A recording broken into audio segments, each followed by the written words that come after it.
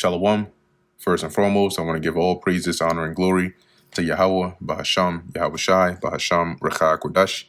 Double honors to the elders and the apostles of Great Millstone, and peace and blessings to the elect. And today we're going to go into the book of Luke, the 22nd chapter. Now the feast of unleavened bread drew nigh, which is called the Passover. And the chief priests and scribes sought how they might kill him, for they feared the people. So they couldn't just go up and grab him up, because the people were listening and taking heed, and they would riot. Then entered Satan into Judas, surnamed Iscariot, being of the number of the 12.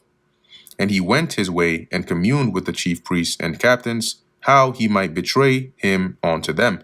So they went and made a plan and discussed how he could betray Yahushua. And they were glad and covenanted to give him money, right? So they made it a deal, an agreement to pay him. And he promised and sought opportunity to betray him unto them in the absence of the multitude. Then, which is when the masses of people wouldn't be around, then he would be able to give up Yahushua to them. Then came the day of unleavened bread, when the Passover must be killed. And he sent Peter and John, saying, Go and prepare us the Passover, that we may eat. And they said unto him, Where wilt thou that we prepare? And he said unto them, Behold, when ye are entered into the city, there shall a man meet you, bearing a pitcher of water. Follow him into the house where he entereth in.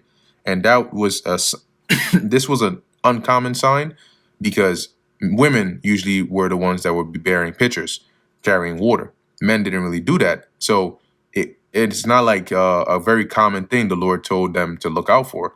This is something that they would immediately be able to spot, because they're like, oh, yeah, that. It's like imagine, maybe not the best example, but, just to get the point across, imagine you're in a society where everything is just like not Americanized, right? And then you see like somebody tells you, look, when you go down this area, it's the area where you see the cross-dresser standing over there. If you see a cross-dresser standing over there, then you know that's the spot. It's going to jump out to you because you're in a society where they don't do that shit. So if you were to see that, it would be a very like easy thing to spot out. So it says here, verse 11, And ye shall say unto the good man of the house, The master saith unto thee, Where is the guest chamber where I shall eat the Passover with my disciples? And he shall shew you a large upper room furnished.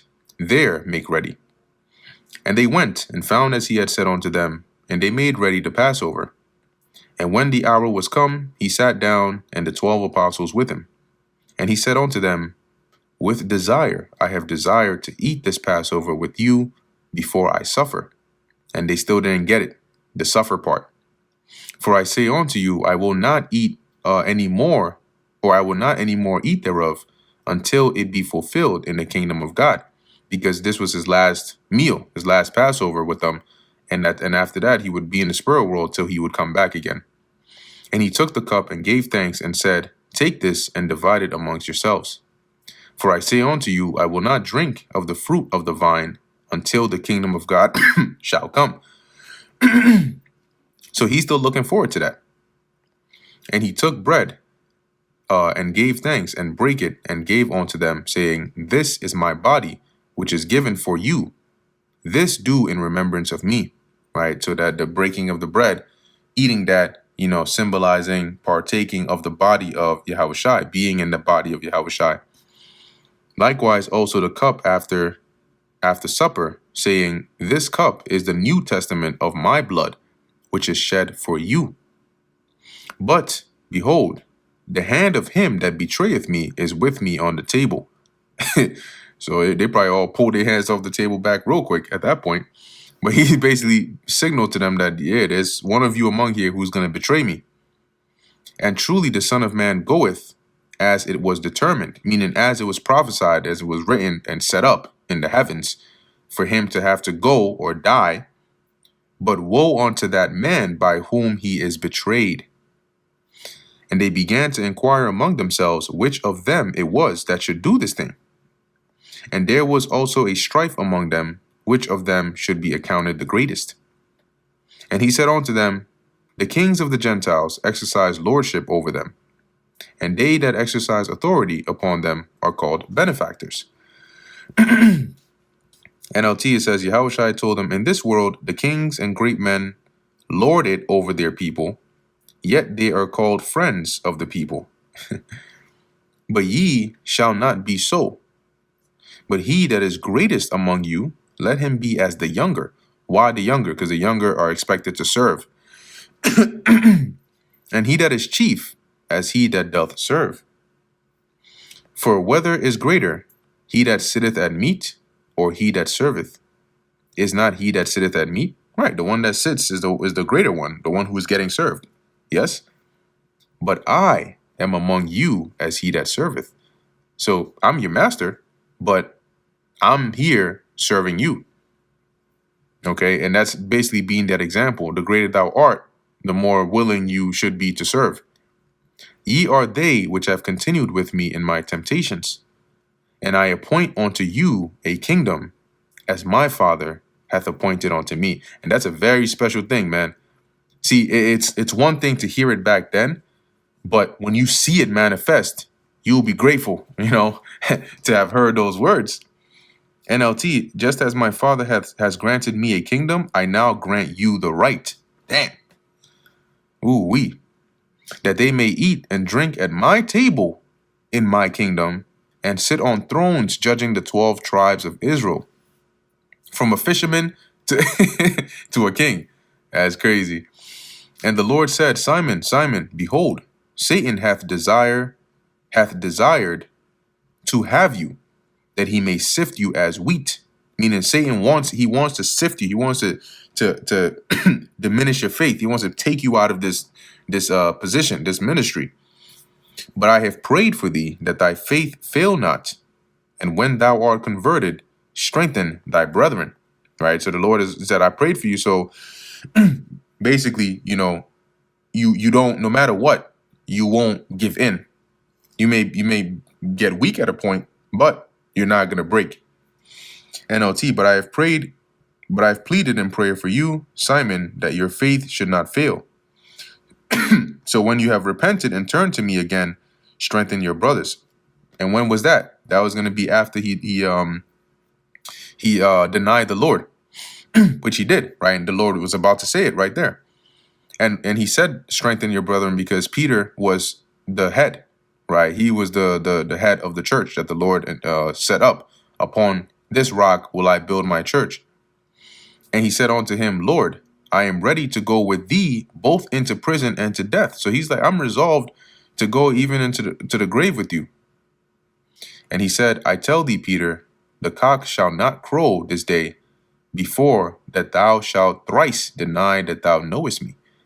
So the cock, that's what they do, right? They crow early in the morning. All that shit. So they do that. But Yahushua is saying here, before the cock crows the cock crows this morning, you're gonna deny me 3 times.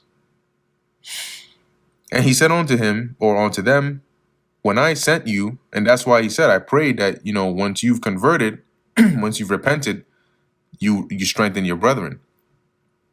And he said unto them, when I sent you without purse and scrip and shoes, lack ye anything? And they said nothing. Right. So when I sent you out to teach, I told you don't take any of these things. And when you went, was there anything you needed? No, everything was provided for you. Then said he unto them, but now he that hath a purse, let him take it, and likewise his scrip.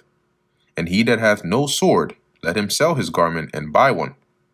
For I say unto you, and this is not justification to say, let me go buy weapons, because the Lord told him to go and sell a garment and buy a sword. For I say unto you that that is written must yet be accomplished in me. And he was reckoned among the transgressors, right? It was written that he would be counted amongst the transgressors. For the things concerning me have an end, meaning they have to come to pass. So the being reckoned amongst the transgressors, meaning he would be counted as a sinner amongst the people and punished as so. Okay, so in him leaving, he was telling them, now you take that purse. Now you take that scrip. Now you have that sword, because I'm not going to be here with you at least physically, anymore. So for a period of time, you're going to be quote unquote on your own, but even still, the Spirit of the Lord is going to be with you. And they said, Lord, behold, here are two swords. And he said unto them, it is enough. And he came out and went as he was wont to the Mount of Olives. So as he usually did to the Mount of Olives. And that's why Judas was able to make that deal, because he knew where the Lord would be. And his disciples also followed him. And when he was at the place, he said unto them, pray that ye enter not into temptation.